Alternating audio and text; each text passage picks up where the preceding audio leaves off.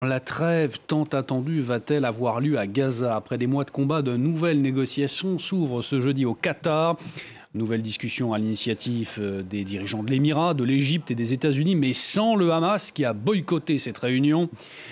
Discussion qui se base sur un plan proposé fin mai par Joe Biden et qui prévoit notamment un arrêt des combats de 6 semaines en échange de la libération d'otages. On va justement faire le point avec notre envoyé spécial à Jérusalem, Cyril Payen. Bonjour Cyril. Cyril, de nouvelles discussions de trêve, on le disait, qui s'ouvrent donc ce jeudi. Que peut-on en attendre, Cyril, alors que l'un des principaux acteurs, le Hamas, a boycotté ces discussions?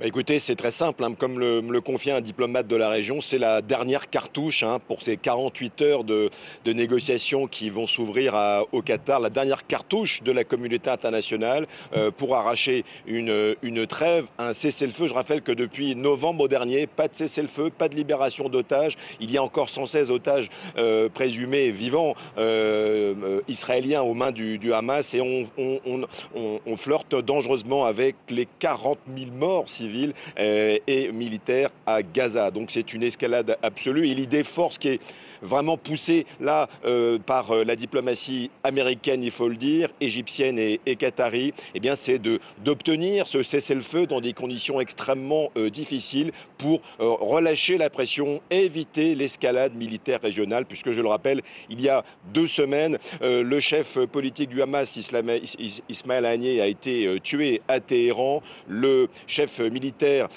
Fouad Choker du Hezbollah a été tué dans une frappe présumée israélienne. Rien n'est confirmé, mais évidemment, c'est un secret de polichinelle au sud de Beyrouth. Et l'Iran, avec ses affidés au Yémen, les Houthis, les milices irakiennes chiites et bien sûr le Hezbollah libanais a promis une réponse d'envergure qui en fait est cette épée de Damoclès qui pèse sur Jérusalem, sur Israël depuis maintenant 15 jours. Donc l'idée c'est de désescalader, si vous me permettez le terme, c'est-à-dire de relâcher la pression, puisque les Américains en sont persuadés. Si on obtient un cessez-le-feu à Gaza, les Iraniens peut-être réfléchiront à 2 fois. Ils diront peut-être nous allons attendre. Donc c'est une gageure importante, un défi important, d'autant que vous le disiez, le Hamas, il y a encore une délégation du Hamas au Qatar, mais pas le chef négociateur Ismaël Haniyeh qui a été tué.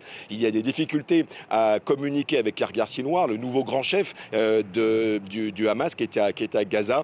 Donc sur le principe, Israël a envoyé une grande délégation avec David Barnea, le chef du Mossad, des renseignements extérieurs américains, qui connaît bien son homologue de la CIA, William Burns, son homologue américain, qui seront tous présents. Donc il y a une montée en puissance de la diplomatie, mais là aussi, on est pris un peu par le vertige des enjeux énormes qui attendent les diplomates pour 48 heures à Doha.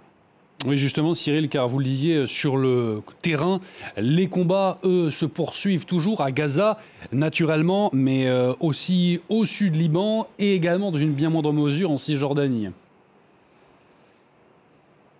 Oui, on a vraiment le sentiment qu'on est déjà sur un potentiel terrain de trois fronts. Gaza, les bombardements ne cessent pas, bien au contraire. Gaza City a été bombardée, Khan Younes et le centre de Gaza. Khan Younes avec un ordre d'évacuation il y a 24 heures, donc des conditions toujours absolument épouvantables dans la bande, dans l'enclave palestinienne, mais également, évidemment, vous le disiez, des échanges de tirs entre le Hezbollah, Sud-Liban et l'armée israélienne dans le nord d'Israël, quasi quotidien. 2 membres du Hezbollah tués hier, et la Cisjordanie, on affleure avec le chiffre de 700 tués de Palestiniens par des colons ou des soldats israéliens, plusieurs dizaines du côté israélien. Donc c'est vous l'aurez compris, une situation d'intense volatilité, et c'est vrai que tout cela, ces négociations à Doha sont d'une certaine manière assez attendues, sans grand espoir, il faut le dire, sur le terrain.